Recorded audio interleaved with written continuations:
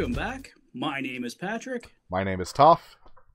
And you are watching episode 4 of Rig 7-2.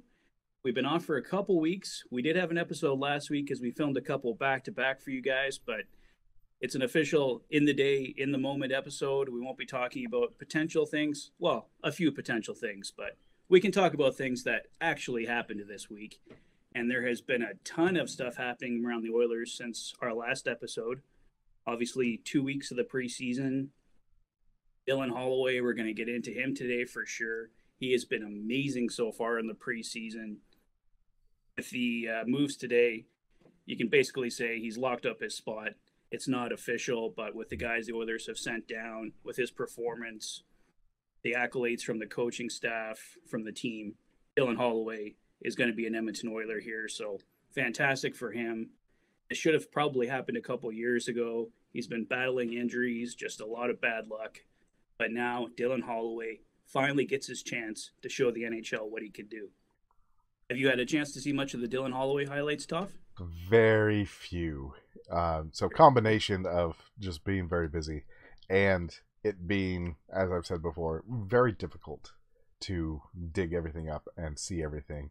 Once the season starts, I'll be watching the whole game very easily. But yeah, right now there is no feed to me, so I have to go digging. And so I've seen some good stuff, I've seen some bad stuff, but yeah. Well, from the last preseason game they played in Abbotsford, BC, the stream was absolutely terrible, so you weren't missing much there. The sound was off. It looked like it was being filmed in like 1996, so yeah, it was terrible stuff. So yeah, I'm really looking forward to the start of the regular season. We get better broadcast quality, don't have to stream anymore. So yeah, for many, many reasons, can't wait to get the regular season started. Yes. So let's get started with the Oilers this week. Today, Calvin Pickard and Slater Cuckoo officially cleared waivers, so goaltending at least won't be an issue to start the season. Slater Cuckoo obviously cleared waivers very easily. He's on personal leave right now, so he won't be playing in either Edmonton or Bakersfield. Our thoughts go out to him, obviously. Hope he can get through whatever he's dealing with. Well, all we know is it's some kind of personal issue, so hope Slater Cuckoo can overcome whatever he's trying to overcome, and maybe we'll see him at some point this season with the Oilers. The big news of the day, Matthias Janmark and Dmitry Samorukov placed on waivers. And I got to tell you guys, I could see both of these guys getting claimed. Janmark's the $1.25 million cap hit. Samorukov, I can't remember his exactly off the top of my head, but it's in the $775 range, I believe. So definitely both discount contracts. I know there was quite a few teams in on Matthias Janmark over the free agency period, so you could definitely see someone going out there and grabbing him. What do you think, Toph? Do you think either of those guys clear waivers? I was looking for Samorukov's cap hit here. Let's see. I'm pretty sure it's 775. Because I think that's the thing that's been working against him. He's slightly higher than the other guys that are at like 750. Yeah, 775. Yeah. So I believe that both of us had Janmark on our opening day roster last week. Well, I thought for sure he'd be on the opening day roster. Yeah. I'm shocked that he's on waivers. Yeah. So I think Janmark may be in another jersey come even as early as like tomorrow, right? Samorukov, I'm not sure. For teams with cap problems, that seems like a good grab. Well, he's still a young prospect, and yeah, I think he signed on a 2-year deal right now. So you're getting him at a great price. There's a lot of potential there. I think if the Oilers weren't as deep as they were on the lower half of their defensive chart, he'd definitely have a chance to be on the team right now. It's just basically a cap crunch. So yeah, I could see both guys getting claimed, but at the same time, we could see both guys clear. I heard it mentioned today, I think it was Tom Gazzola who said it on the Oil stream.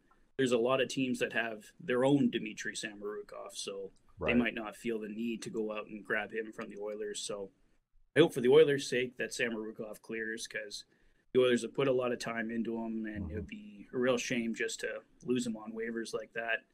Matthias Janmark, if he's not going to be on the team, I'd almost prefer that he did get claimed, just so his complete cap hit is off the books. As we all know, the Oilers are extremely tight to the cap right now, so I don't want Matthias Janmark on the team playing in Bakersfield, taking up a partial cap hit. If you're going to lose him, let's just lose him completely. I'd be more than happy to have him on the team, but if he's going to be an Edmonton Oiler, I want him in Edmonton, not in Bakersfield. So we'll see what happens there, but it's a situation I did not see coming. It was kind of between Matthias Janmark and Derek Ryan. They have the same cap hit, and Derek Ryan does give you more than Matthias Janmark. Mm-hmm. He can play center, he can play right wing. The Oilers aren't as strong on right wing, so, and he's that, of course, right shot center that a lot of teams are looking for. It's obviously in the lower half of the lineup, but at the end of the day, Derek Ryan just provides more to the Edmonton Oilers than Matthias Janmark does. So as a result of Matthias Janmark and Dmitry Samorukov going on waivers, we can comfortably say Dylan Holloway, Derek Ryan, and Ryan Murray are making the hockey team. So I put together this look at a possible 21-man roster. We have Evander Kane, Connor McDavid, Kyler Yamamoto on the top line, Dylan Holloway, Leon Draisaitl, Zach Hyman on the second line, Warren Foegele, Ryan Nugent-Hopkins, and Jesse Puljujärvi on the third line, Ryan McLeod, Derek Ryan on the fourth line. Because of the moves made today, the Oilers would have the option currently of having Brad Malone or James Hamlin in that fourth line left wing spot, and have Devon Shore there if Matthias Janmark is claimed. But if Janmark clears waivers and is assigned to Bakersfield, then the Oilers wouldn't have enough cap space to put Devon Shore in that spot, and Shore would have to go on waivers and be sent down to Bakersfield. A possibility there for Marcus Niemelainen to grab a spot. We know Philip Broberg will be on the opening day roster no matter what, but in day two, the Oilers could move Broberg down to Bakersfield. He doesn't require waivers, and they could put Marcus Niemelainen in that spot. The belief currently is that Marcus Niemelainen has outplayed Broberg, and Broberg might need a little bit more time down in Bakersfield. I'd go over to Utah, but I know you haven't really seen much of them, so. So I actually managed to see the Niemelainen stuff because did you? Okay. Everybody was astonished. So it's a little bit weird. The run-of-the-mill fantastic stuff, I have to dig for. But the who saw this coming, that all pops up on my feed and is really easy to see. So yeah, I was also shocked about Niemelainen, but you also know that I'm a big fan of the idea of putting Broberg and Bouchard together on a line and seeing what they can do. Yeah, well, I think Broberg's the guy that potentially is, Broberg's the guy that has more potential. He's probably going to be in the Oilers' top four at some point. Yeah. Provided they don't trade him. But I think Marcus Niemelainen, to this point, has done more to earn the spot, so I could see him grabbing it after the opening day roster is announced, but we'll see what happens there. Other than that, Ryan Murray will be in that number 7 role for sure, I think. And yeah, so with this roster, you'd have a cap hit of $82,462,333, giving you cap space of $37,667. That's with Devon Shore on the lineup. If Devon Shore is replaced by Brad Malone or James Hamlin, the cap space will be slightly more, but not a huge difference there, and they basically can't bring anybody else in at that point. Yeah, that is right to the line. That's about as close as you can get. Well, they want to be right as close to the cap as they can be. There's a few different guys you could do on the opening day roster to get them even closer. There was actually one roster I was going to bring up here. So yeah, this roster put together by Oilers Access. It's got a top line of Kane, McDavid, Yamamoto, second line of Holloway, Draisaitl, Hyman, third line of McLeod, Nuge, and Puljujärvi, fourth line of Foegele, Malone, and Ryan. On defense, Nurse and Ceci, Kulak, Bouchard, Murray, Barry, and Broberg. And this team would be $165 away from the salary cap. $165. But that's obviously ideal because it allows the Oilers to make the most of their LTIR space with Mike Smith and Oscar Klefbom on there. But penny pinching right now. Yep. I don't know if a team has ever been that close to the salary cap. Maybe the Toronto Maple Leafs, because I know they're always doing cap gymnastics every year. But Mm-hmm. so maybe they were that close. But yeah, never seen the Oilers that close. I don't think. Definitely for sure. Yeah, it's. We all know that I don't know numbers, and numbers kind Yeah. of don't make sense to me. At this point, 4 shows in, yeah, Toph don't know numbers. Uh, so it's kind of amazing when we're working in the the millions and the half million steps to get within $40,000, and it's amazing to get within a couple hundred. That's Yeah, we're that's in the absurd. hundreds. Below 200. Crazy. But the Oilers have their capologists, so I'm sure they'll find the best possible way to make that work. But you'd have to think that $165 roster is probably pretty close to what we'll see for the opening day roster. At least it could change after day one, but I think Oilers Access has it pegged there for sure. So since our last episode, Jacob Chychrun came up again. I know you're familiar with Jacob Chychrun, Toph. Yep. So this reported asking price was from Frank Saravalli with Daily Faceoff. Apparently, the Coyotes are seeking Xavier Bourgault, Philip Broberg, and a first-round pick for Jacob Chychrun, who's having health issues right now. He can't stay healthy. He wouldn't even be a player the Oilers could insert right into the lineup. So, I don't know. That's a price I wouldn't pay. Bourgault, I'm really excited about. Broberg, I would be willing to put in a deal just because the Oilers do have a lot of young defensemen coming. I mean, it's not ideal that you move Broberg, but I'd consider it in a trade. But yeah, Bourgault or Dylan Holloway. I heard Holloway's name go up as well, connected to Chychrun. Mm-hmm. Both those guys are non-starters for me. I don't know. What do you think, Toph? Yeah, so that is just about the definition of trading futures for now, right? That'd be 3 parts that would go away from sustaining the Oilers being good. And obviously the Oilers have made that mistake many, many times. I think probably every team has made that mistake many, many times.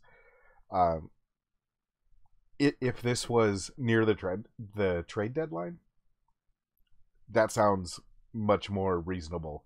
If the Oilers are really looking at making a deep run and they feel like they're just not quite there. Right now, it's the beginning of the season. We don't know if they're just not quite there. I think we all assume that they are, but we haven't really seen this in action yet. And so to do that before the season seems like a needless gamble. Yeah, well, you're right. That is a trade that we see a lot more towards the trade deadline, and I think that's part of the reason we haven't seen like a Patrick Kane deal anywhere to the Oilers or anybody else. Yeah. He wants to move closer to the trade deadline, and that's where those deals where you can see like, okay, we need this guy, and this guy will put us over the top. Right. Like, so if Jacob Chychrun is still a Coyote by the trade deadline, kind of have my doubts he will be, because it looks like Jacob Chychrun really wants to get out of Arizona. I'm sure, I think this is going on for almost 2 years now. I'm sure he's sick of reading rumors about himself going somewhere. Just, would you trade me already? Yeah. So yeah. I don't think it's going to be the Oilers that he ultimately ends up with. I still have a feeling he's going to be an Ottawa Senator at some point. I think they figure something out with the Senators. The Senators have a lot of prospects. They want to get better. So I think there's a fit there. I think that's where he ultimately ends up going. I'll be surprised if he's an Edmonton Oiler. And I heard Bob Stauffer on Oilers Now talk about this. Brett Kulak turned down a lot of other offers to come back to the Oilers with the knowledge that he was going to have the opportunity in that second pairing. So what are you saying to Brett Kulak when he's made that commitment? He's come to you, and before the season even starts, sorry, Brett, you're actually going to go on the third pairing because we're picking up Jacob Chychrun, and he's going to take your spot. Kind of like, okay. I mean, don't get me wrong, Jacob Chychrun is an upgrade on Brett Kulak. I don't know all the numbers off the top of my head, but yeah, he is technically an upgrade on Brett Kulak, but it sends the wrong message to players that you sign where they haven't even played a game for you on this new contract, and you're already demoting them. So, yeah, we're not Vegas. No. Yeah, you don't want to have that reputation. Like, I've heard their reputation is not good right now with players. I mean, and you can't blame them. Like, right. You go there, sign a big contract, and it doesn't mean anything to them. Like the Right. Golden Knights were, I mean, give them credit for trying to be ruthless. They're going to do whatever they can to get ahead, but it really hasn't worked out for them since their inaugural season. They haven't done, it's been basically downhill for them since then. So, Yeah. Yeah, and that actually is yeah. part of the reason why I end up playing emotional checkers instead of 4D chess here when we're talking about all these moves. And I'm like, yeah, that makes sense to me. I don't know. It's Mhm. because if you go fully ruthless like that, you have to remember that all these numbers are also people. And so like the Kulak Berry thing, or the idea of trading Kulak out for Chikrin or moving him down for Chikrin, sorry, not trading him out for Chikrin, moving him down for Chikrin, we saw Kulak and Berry like really click. And disrupting that, whether Chikrin is better or not, he is, um, might Oh, make the yeah, team there's no worse, question. right? Um, and it's not just about having the best players. Hockey is 100% a team game. Having the best players definitely helps. Hi, Connor.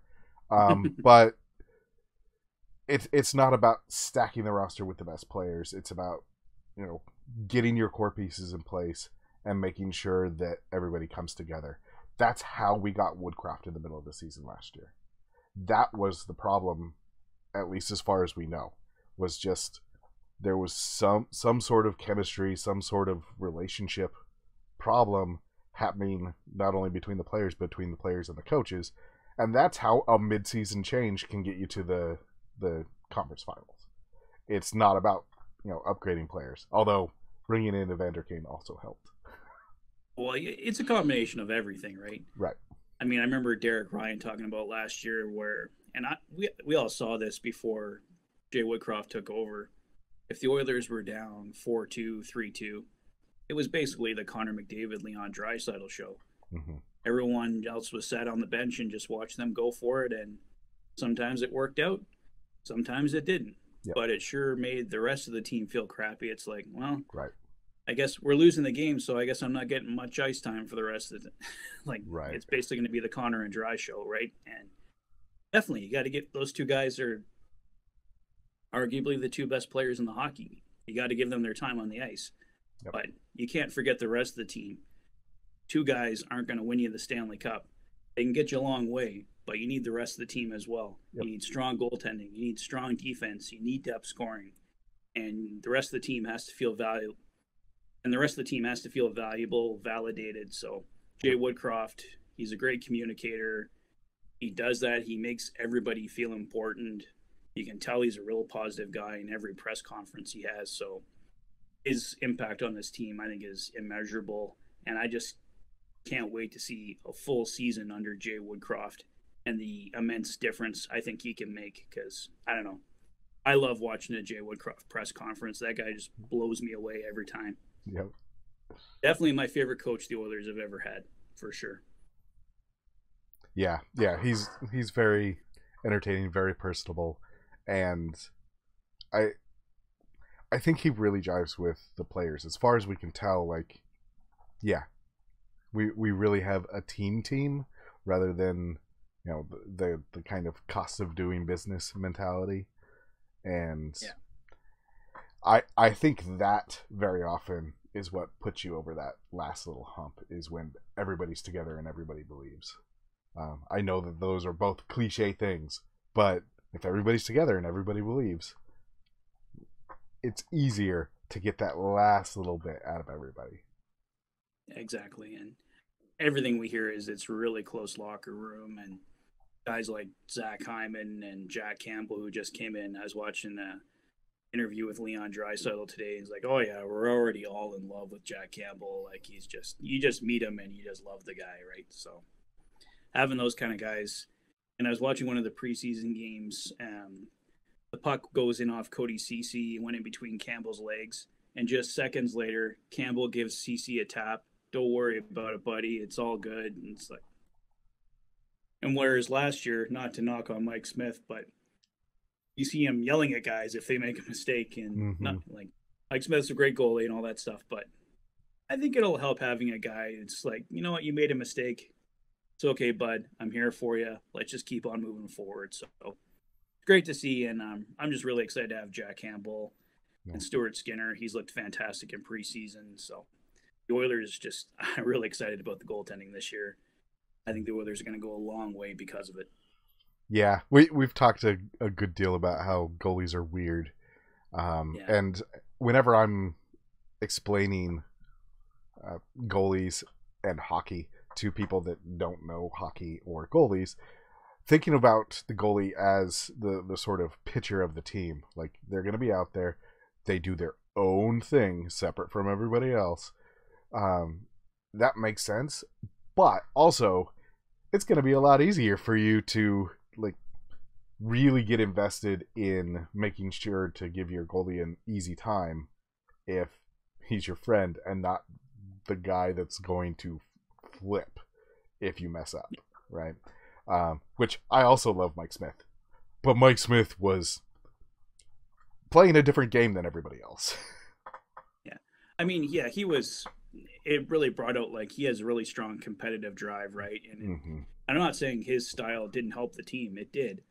But I think having a guy that's also really positive too in Jack Campbell can almost have the same effect as the competitiveness that Mike Smith brought. So, Yeah, and if you're I don't know. building a Oilers are gonna be team great. that thinks of itself as a team, Yeah. sorry, I'll start over. If you're building a team that thinks of itself as a team, having the Campbell rather than the Smith, even if Mm-hmm. they're completely equal in their actual stats and everything, which they almost are. They almost are a lot of the time. Um, but having that little bit of culture change might be really great for them. That we're all in this together, and we don't have brooding Mike Smith sitting in the corner going, "I blew that game," because he didn't. Everybody did, but yeah, Well, when you look at it, it's, yeah, you're replacing Mike Smith with Jack Campbell and Mikko Koskinen. I don't want to knock Koskinen too much because there was a lot of times where he did carry the Oilers, but yeah, everyone that the guy that everyone wanted to be the number one later in the season, Stuart Skinner, is the backup to Jack Campbell. So yeah, it's like, how do you not get excited, Campbell and Skinner? Yeah, yeah. I think it's going to be great personally. Yep, I soup can and stew, soup and stew. soup and stew, yeah, soup and stew. Yeah, going to be great. So Toph and I love the goalies, so we kind of went off on a little goalie tirade there. But basically, with Jacob Chikrin, just to circle back, the Oilers have interest. It's possible he becomes an Edmonton Oiler, but my guess at the end of the day, we see Jacob Chikrin become an Ottawa Senator. So we'll see what happens there, but I don't think he's going to be an Oiler. And next up on my list was Dylan Holloway. Just want to give him a bit more love. He's been even better than I think anybody even predicted going into the preseason. We're talking about him having potential top six time.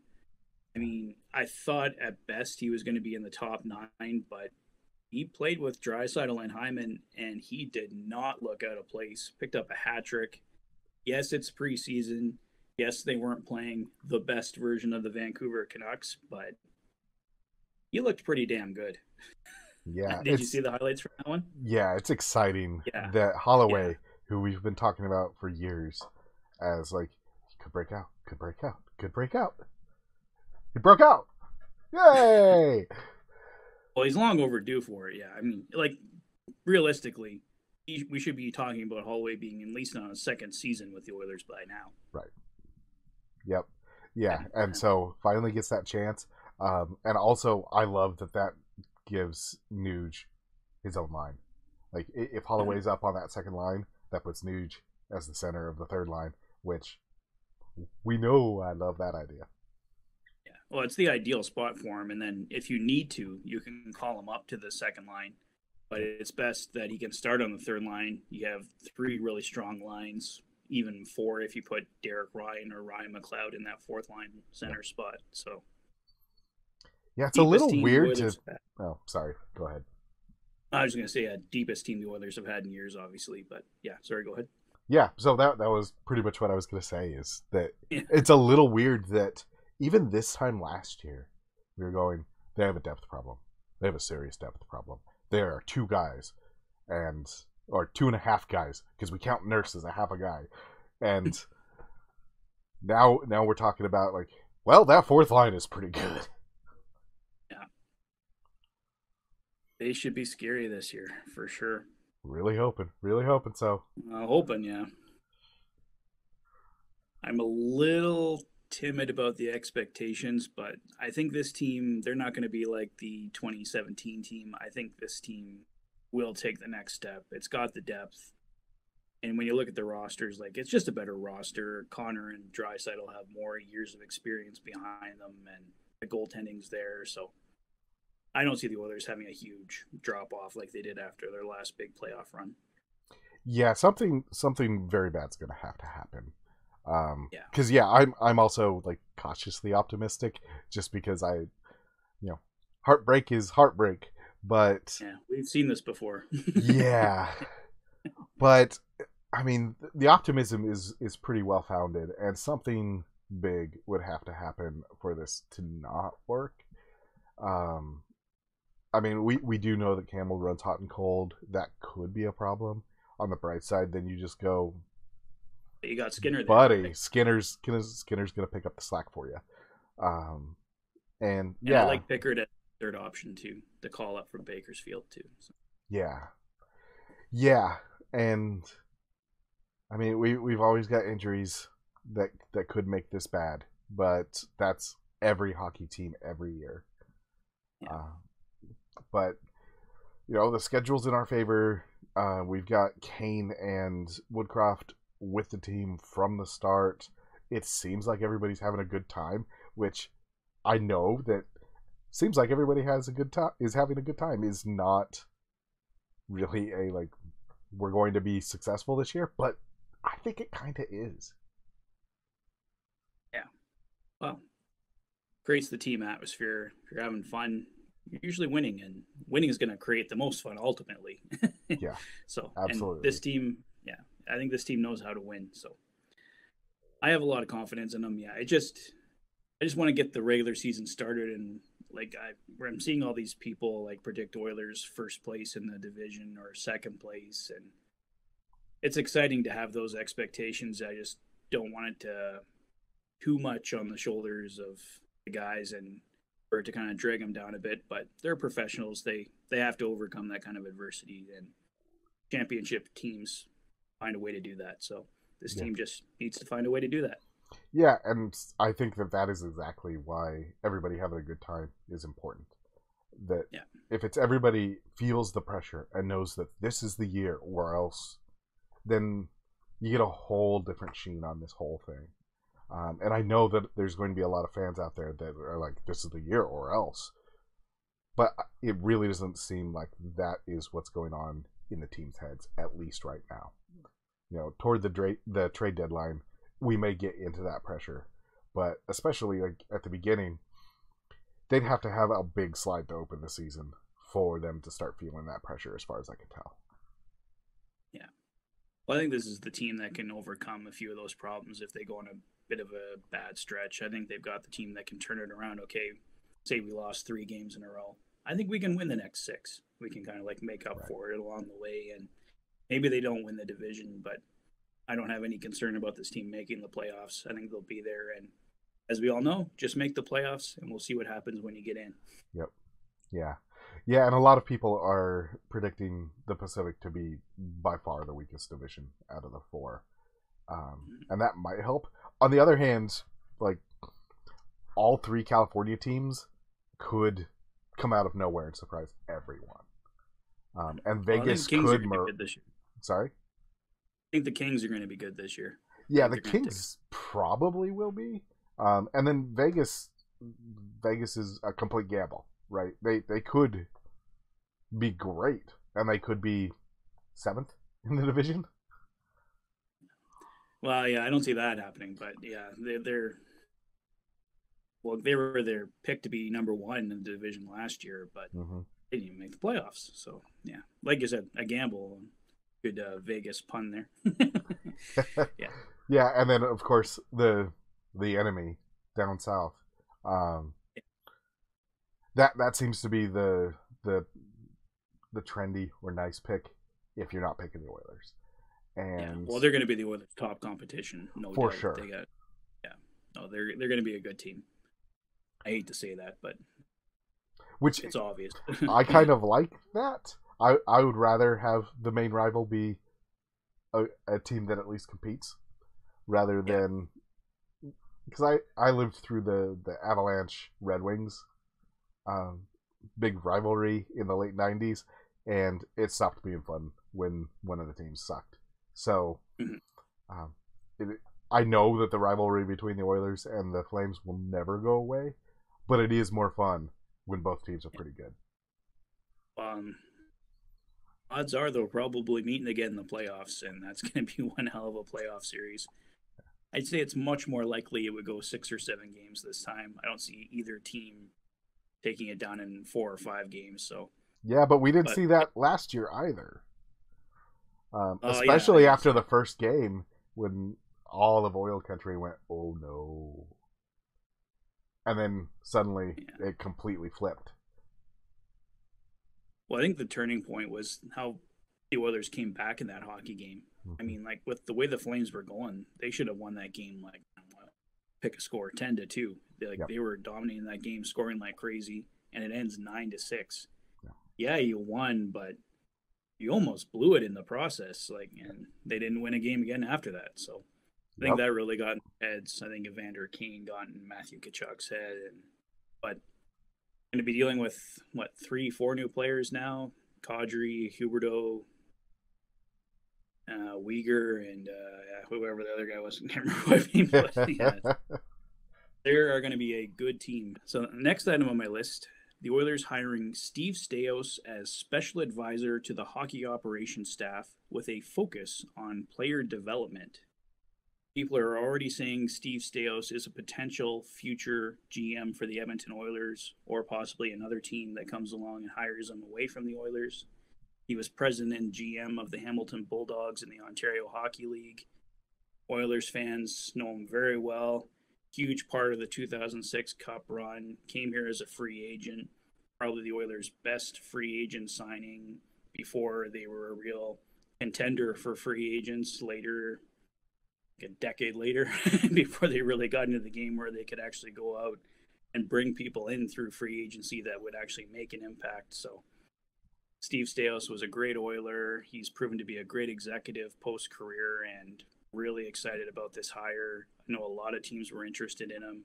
The Oilers have been talking to him about this opportunity for a while. And between Steve Staios, Brad Holland, and Keith Gretzky, the Oilers have 3 really strong internal candidates to take over for Ken Holland. Holland's only got 2 years left on his deal. Does he even finish the deal? I don't think he's going to not finish it because he gets fired or anything like that. But I believe he's over 65 now, so who knows for how much longer Ken Holland wants to do this. Maybe he gives up the GM title, just remains on as president of hockey ops, lets one of these guys move up into the GM role relatively soon. So see what happens there. What are your thoughts on those guys, Toph?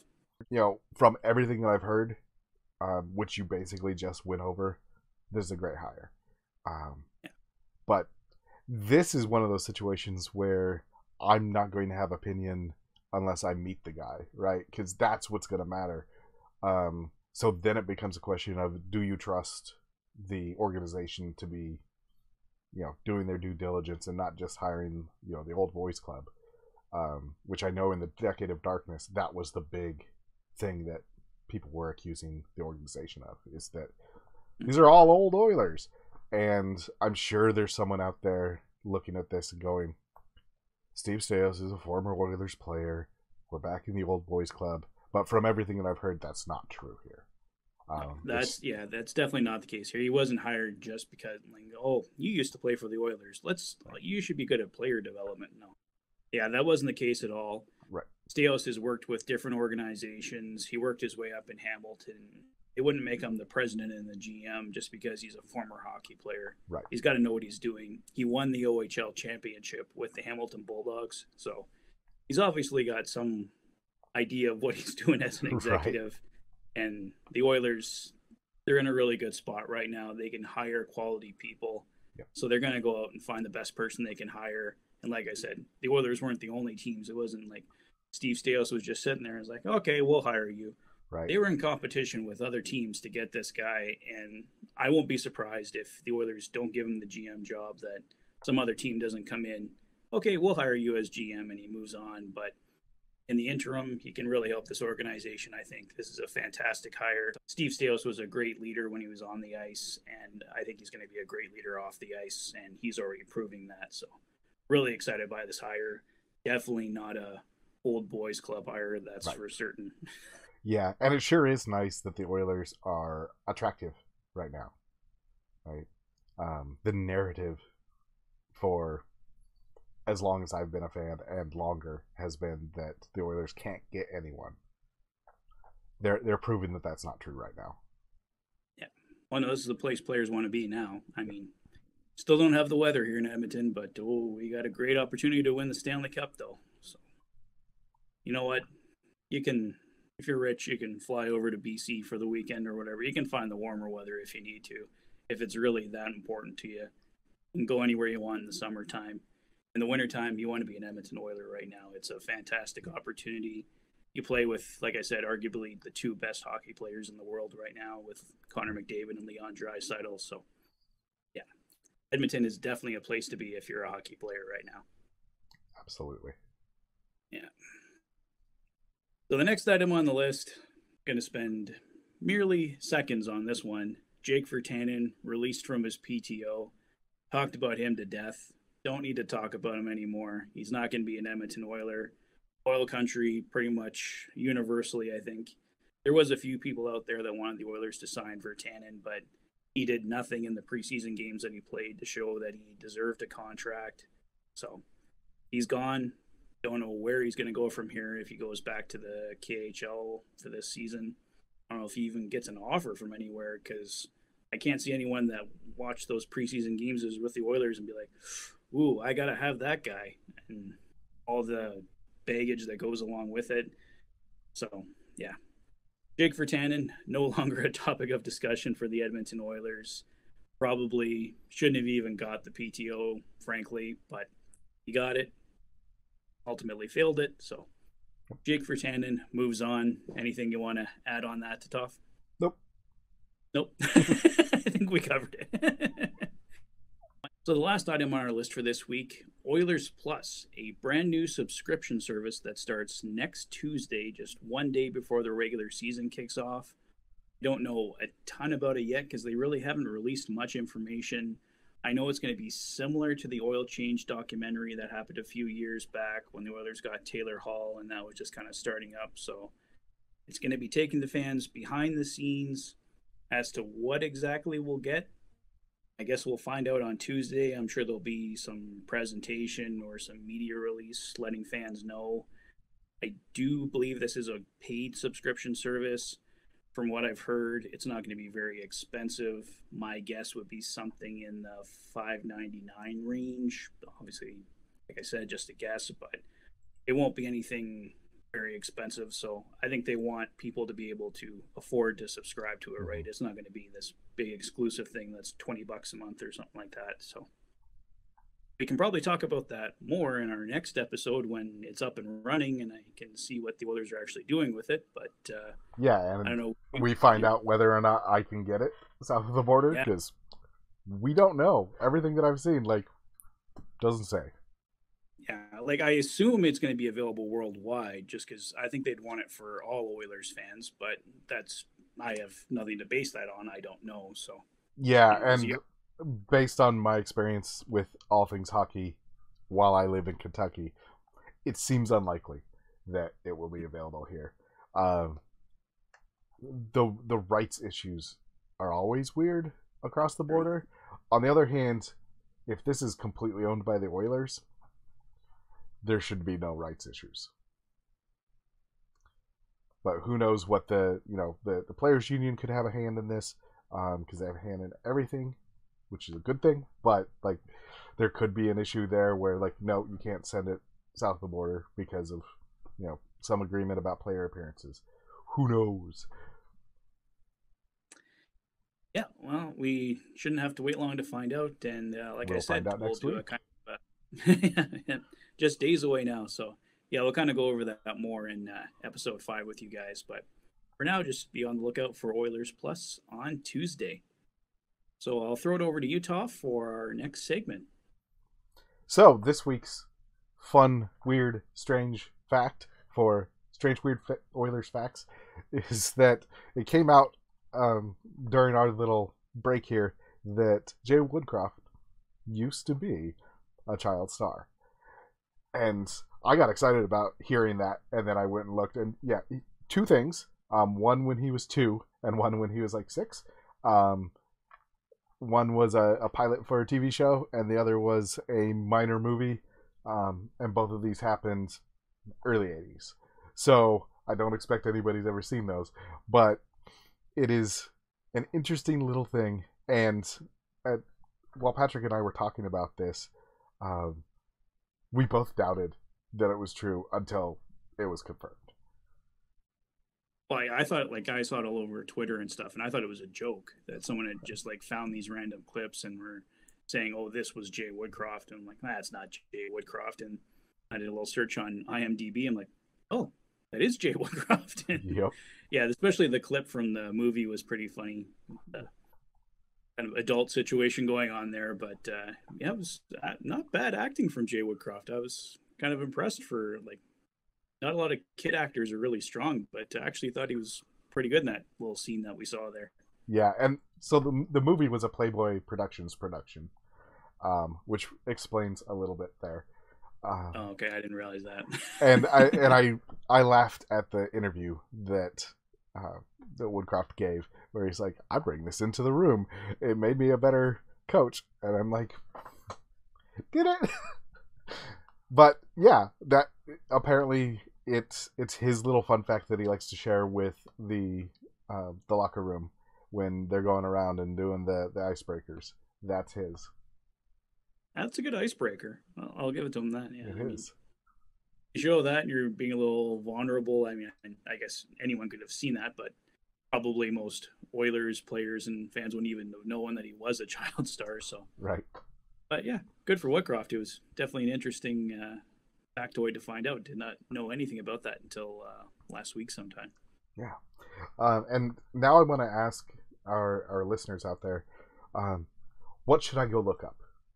Pretend that I'm brand new, because I kind of am.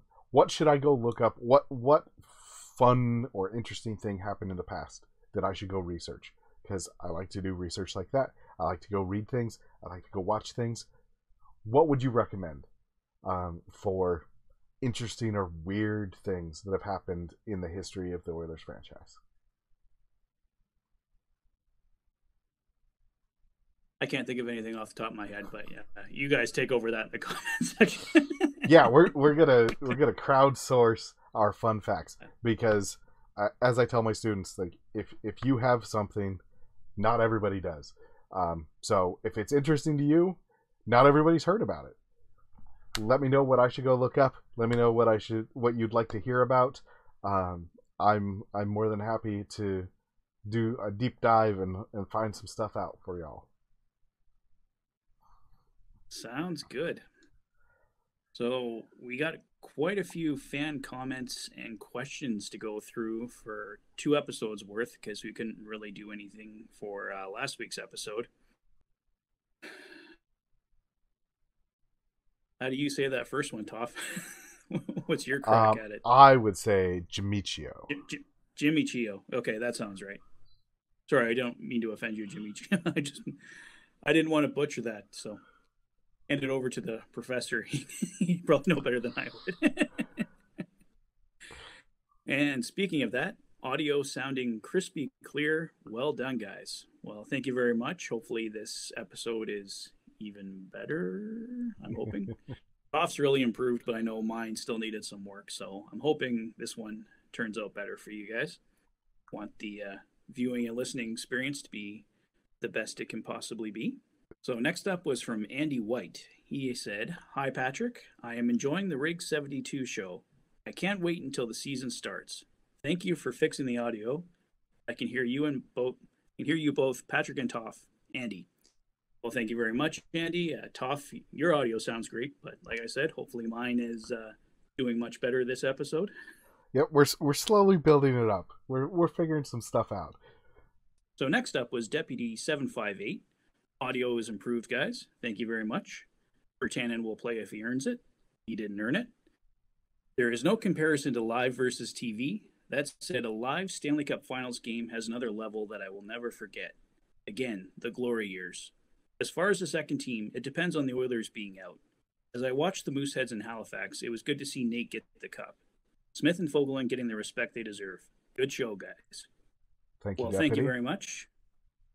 Yeah, Colorado Avalanche are a good second team to have, and can definitely see you following McKinnon there to the Avalanche, and obviously hated who they beat on the way there, but Avalanche definitely deserved the Stanley Cup last year. They were an amazing team, like deep, strong, right from top to bottom. Absolutely. Stephen Vigar says, love the podcast format. It's even better than the Edmonton Journal one. Suggestion, Toph's audio is perfect, but Patrick's needs to be better. So we're working on that. I think I balanced it out better today. Let me know if I did. We're also watching out for the robot noises. I've trained myself to ignore them, which is why that they end up in the podcast. So we're watching out for them. Hopefully those get better. I watch on a 4K TV with sound system. All right. That means that you are listening to this better than either of us are. Yeah. What are we using for audio? So we both got little podcasting mics here. Mine's a Blue Snowball. I don't know. Yours is Blue something, right? Yeah, I've got the Blue Yeti. So yeah. So they're both blue. Yeah.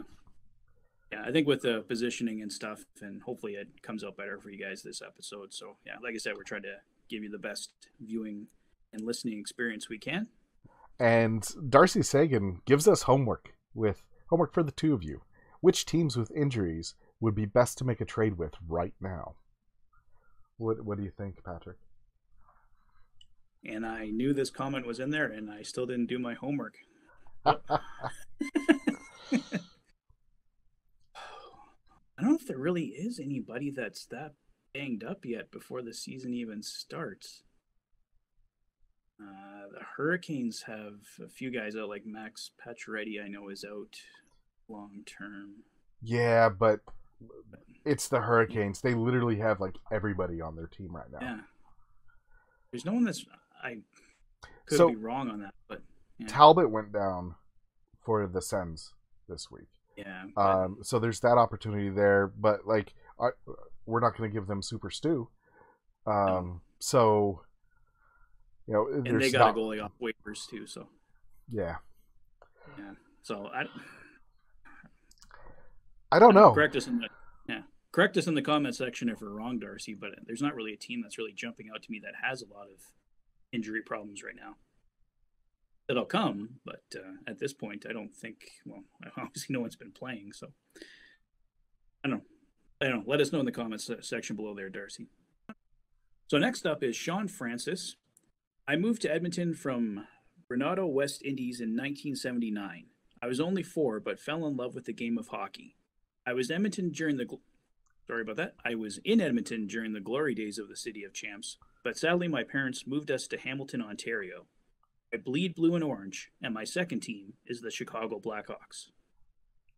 Excellent. Well, that's certainly a controversial team over the last couple of years, but definitely a really strong team for a long time there. Some great players and fantastic design. Yeah. Oh yeah, Blackhawks have a fantastic logo. Yeah.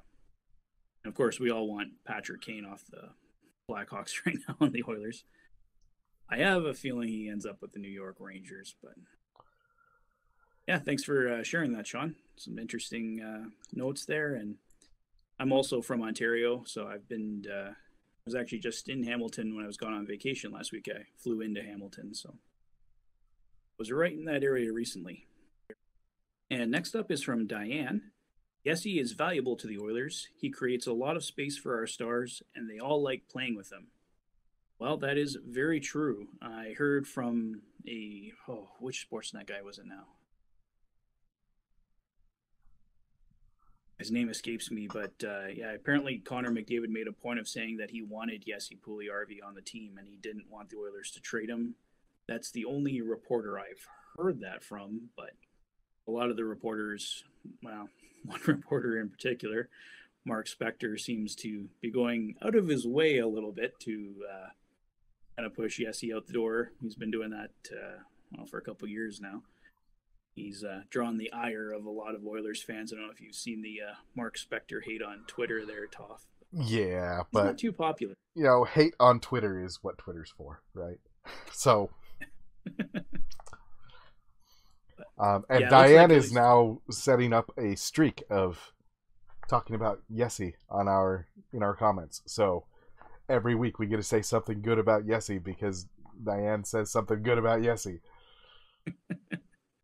Exactly. So yeah, it looks like, at least for now, Yessie's not going anywhere. So that's a good thing. The Oilers can definitely use him. So next up, we've got Mr. Gagnon79. I watched every episode of Pro Stars. I loved it. LOL. That is a lot of Pro Stars, my dude. That is a lot of Pro Stars. If the cartoon was to come back, you have to have the original 3 characters and add to the group. I think you need a woman in. So Jenny Finch, she holds the record for the fastest fastball pitch and struck out MLB players. Serena Williams, Tom Brady, LeBron James, Connor McDavid.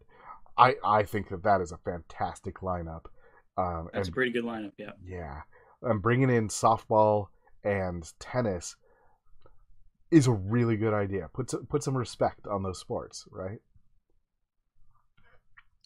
Yeah, I like that lineup a lot. And if they run into Wayne and Michael and Bo once in a while, that would be really, really fun.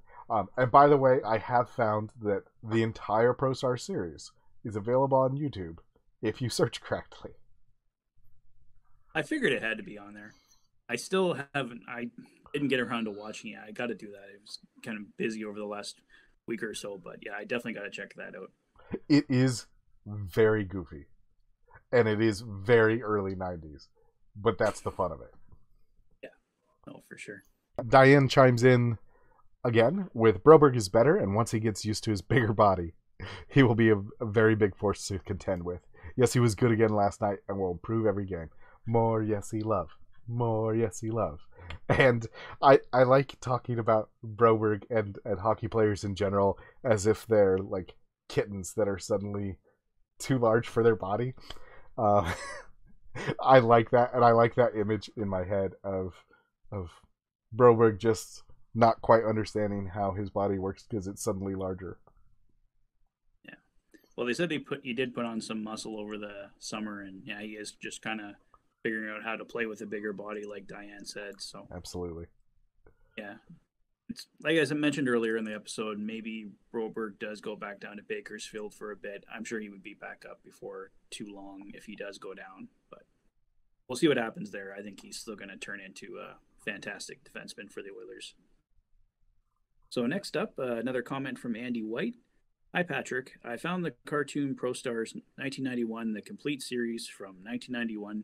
The person who has it on YouTube is Ruben Abrams. I hope you and Toph have fun watching it. Take care, Andy. So, like I said, I haven't got around to watching it yet, but thank you, Andy, for leading the way there. And is that where you found it as well, Toph? I actually found it on Old School Kid Memories, but it's good to know that there's at least 2 places now, which means that it's probably available whichever side of the border you're on. Yeah. So, thanks for that, Andy. Yeah, thank you very much, Andy. So Chief says, I'm all here for a McDavid, LeBron, and Tom Brady cartoon. So that's another excellent Pro Stars lineup. I think that's pretty close to what we were mentioning in episode 3 there. Yeah. Of course, that leaves baseball out unless you're counting Tom Brady as a baseball player, which I don't think you should. No, I'm pretty sure he's going in there as a football player. So Diane's back again. I like Toph's forward lineup. I think Derek Ryan will go down to Bakersfield. He hasn't looked good at all this year. What do you think about Derek Ryan going down? Because I know that we both have him as our 7th defenseman. Well, it looks like he's not. Like with Matthias Janmark going on waivers today, it looks like Derek Ryan has won that spot because basically they're the exact same cap hit, so it was really between those 2 guys. Mm-hmm. And as I mentioned earlier, Derek Ryan, he might not have been playing his best, as Diane pointed out, but ultimately he gives you more than Matthias Janmark does he's a more utility player. So it looks like Derek Ryan is sticking around, and Janmark, we'll see what happens. By the time the next episode rolls around, we'll know. But everyone should be finding out at noon Mountain Time tomorrow if he was claimed or not, or if he is headed to Bakersfield. The Oilers could also possibly keep him around, but can't have him in the lineup, so we'll see what happens there. Yeah, and sounds like Diane likes the idea of having Yessi up on the second line and giving Nuge his own line. It looks like that's not the direction that they're going. It looks like Hyman's going to be up on that second line.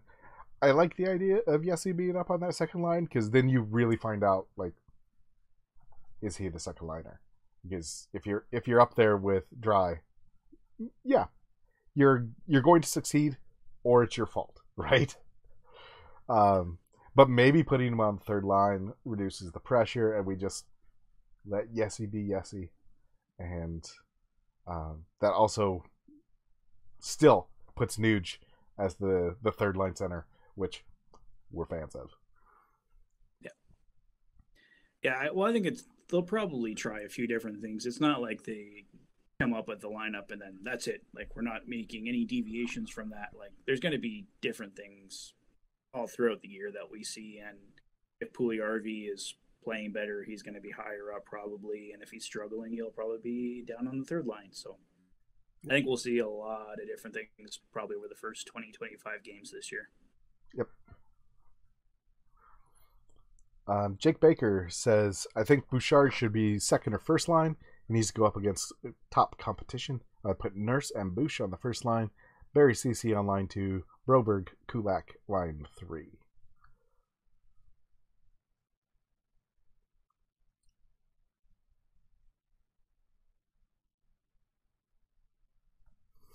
Yeah, so, something about that doesn't look right. Yeah, because because it can't be that way.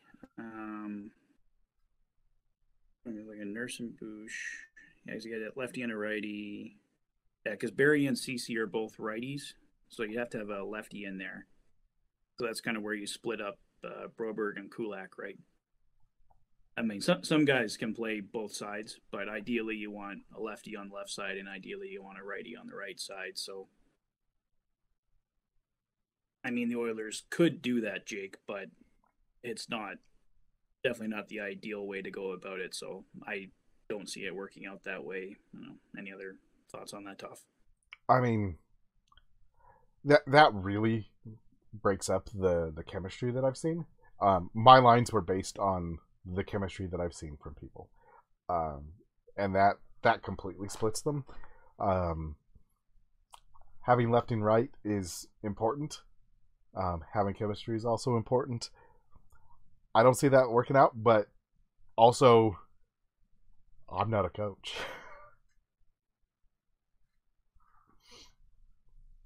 Yeah, no, we're just the guys that get to comment on everything they do wrong. And occasionally talk about everything they did right as well. Mostly right in the case of Jay Woodcroft. Actually, I don't think I've ever said a bad thing about Jay Woodcroft. He hasn't done anything wrong. He can do no wrong. We hope so. So next up is from Deputy 758 once again. Broberg has taken a step back, and Niemelainen is playing better. And as I was mentioning earlier, that's kind of what we're seeing. Essie is still floating and needs a new start. Too soft for a big man. Vogel seems to play a little more desperate so far. I don't see Virtanen making the team. You are correct. Definitely a non-factor. For Pro Stars, McDavid, Judge, LeBron, Brady. Again, another solid Pro Stars lineup there. Yeah, and just this week, Judge did it. Yeah. So, yeah, having Judge in there, I'd like that. I think I mentioned Joey Votto was my pick there just because I love Joey Votto. Judge is the pick that you would make if you wanted that show to succeed. Next up from Jake Baker, Pool Party needs to stay. He's been getting better every year. And that is also true on both fronts. Yeah, I love that we get to have that conversation about Yessi. That, like, there are extreme takes on either side. And everyone's like, we want him to be good. And we just don't understand why he's not quite doing what we want him to do. Yeah, I don't know. He definitely needs to have a breakthrough year. Like if he plays anything like he did in the first half of last season, we're laughing. But it's the second half of last year that's fresh in a lot of fans' minds, like why they're so down on Yessi. He was falling down in front of the net, just couldn't bury anything. Oh. Yeah. But you look at his analytics, which is what most Yessi Pugliarvi fans are really behind him for, and they're amazing. He makes his teammates better. Connor McDavid, arguably the most important Oiler, wants him on his team. Yep.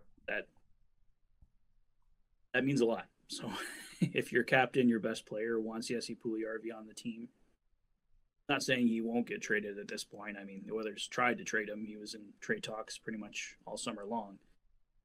But we'll see what happens there. I don't know if what McDavid said, if I haven't heard it validated by anybody else. I haven't really heard it from that one reporter, so maybe it's not true, but I think it makes sense as to why Yessi's still here. So Yeah. Yeah, the analytics say that whenever Yessi's on the ice, everyone else gets better, which is worth it. We don't need more stars, right? We need a team. That's how teamwork works, right? So someone that makes everybody else better, even when he's not doing well himself, that's valuable. And then we've got Diane back again. Thanks, guys, for using my comments. Absolutely. Keep sending them. Keep cheering on Yessi so that we can be like, Yessi, Yessi, every week. We've also got one from Michael Barteski. I would also have Jesse gone. He hasn't. So here we've got the opposite, right? So next we have one from Michael Barteski saying the exact opposite. I would also have Jesse gone. He really hasn't done much with what he's been given in the preseason. My lineup: Kane, McDavid, Yamo, Hyman, Dry, McLeod, Dylan, Nuge, Fogle, Shore, Ryan, Yamark, and then defense with Nurse and CC, Kulak, Bouchard, and Niemelainen and Barry. I like those lines, except for the fact that my good baby Jesse's not in there. yeah, I mean, for creating cap space, moving that's pretty much the only reason to move Yessi Pugliarvi is to create the $3 million in cap space, because it gives you that kind of freedom. But aside from that, there's really no good reason to move Yessi Pugliarvi. I mean, his teammates like him, the fans love him. He makes your team better. So I get where Mike's coming from. I was kind of like resigned to this earlier in the summer. I did not think Yessi Pugliarvi was going to be here today. I thought he was going to get moved in the summertime because all the talk was that he was going somewhere. So, but he's here, and the Oilers are moving forward, going with a different plan. Obviously, you have Janmark in here with us. His comments from a few weeks back, obviously, and Janmark just going on waivers today. So, yeah, we'll see what happens there. I like Niemelainen in the lineup as well to bring some physicality, and he knows how to hit. He's played really well. As we mentioned a couple times already, he's outplayed Broberg to this point. Mm-hmm. So we'll see what happens. Niemelainen could end up on the lineup for the Oilers to start the year. Yep. Yeah, it's sure looking like that. And yeah, the only reason to move Yessi out is the money.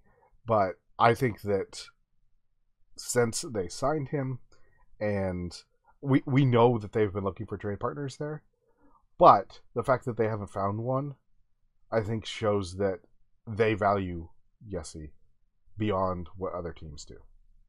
Because yeah, they're not just going to take any return. Like, they want a specific return that they can go back and say, okay, this isn't probably the best deal we could get, but we have something of substance.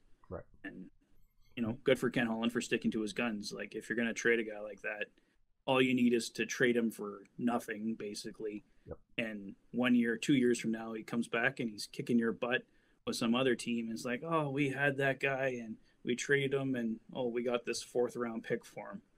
Yep. Oh, lucky us. It's like, so yeah, if you're gonna trade Yessi Pugliarvi, build him back up again, get him playing well at least, putting the points in, and then you're going to get something of value back for him in Right. return, at least, if you don't have a future with the Oilers. So, Yep. So as we wrap this up, our question for you all, beyond what should I go look up, what's a fun fact that I can go hunt down, is what are you looking forward to most this season? So Patrick, what are you looking forward to most this season? I'm going to go with the goalies, Jack Campbell and Stuart Skinner. I love our goaltending tandem, Soup and Stew. I want to see how far they can take us. Love having Jay Woodcroft here for a full year, or well, to start the year. As we mentioned earlier, Vander Kane here. But yeah, probably what Jay Woodcroft's probably what I'm most excited about, but really excited for Jack Campbell and Stuart Skinner. Nice.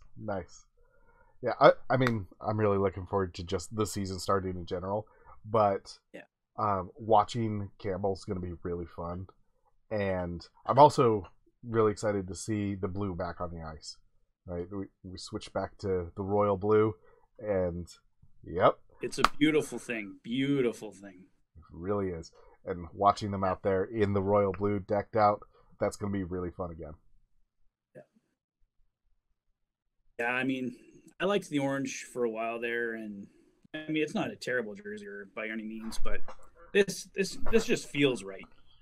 Like, I feel like that orange one you're wearing, Toph, should be like the third jersey or something like that. I agree. Make that, that the one you wear from time to time, but primarily this one and the white one. Yeah, and I think the popularity of the previous third orange was part of the reason why they switched over. But then, like, the striping is different. The orange is different. The blue is different. I like the switch back to royal blue. It feels classic. Yeah, it is. Yeah, no, it looks great. I couldn't wait to pick this one up. Yeah, I got this one at Oilers fan event 2 weeks ago now, just before I left on vacation. So excellent. Yeah, and obviously I can't wait to get the new reverse retro when it comes out. That should be out not before our next one, but before the next one. Rumor is that it'll be teased on the 19th of October and revealed on October 20th. Yeah, I might have to wait. Someone might be getting that for me as a Christmas present, so I might have to wait till Christmas before I actually have my hands on it. But, we're already into October. Christmas will be here before you know it. Yep.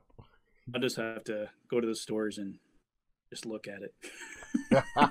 But I know a lot of people don't like the look of it. But yeah, I love the old Todd McFarlane jersey. So yeah, I can't wait to get that reverse retro and have it displayed here on the channel. Yeah, I loved that jersey too. My problem was that there was no orange. They fixed that. They did, yes. It's the perfected version of it. So thank you all for listening. Yeah. Any final thoughts there, Toph, before we sign off today? I'm really looking forward to the season starting next week. We're less than a week away as we record this. Just a couple days, really. And it's going to be fun. Yeah, Oilers are playing the Kraken tonight. It looks like a game will have started just a little while ago here, so go watch the last preseason game, see how the Oilers do against the Kraken, and see what happens tomorrow on the waiver wire if Matthias Janmark and Dmitry Samorukov are still Oilers at this time tomorrow. Well, guys, my name is Patrick. My name is Toph. You've been watching Rig 72 on the Oilers Fanatic. Thanks for being a fan.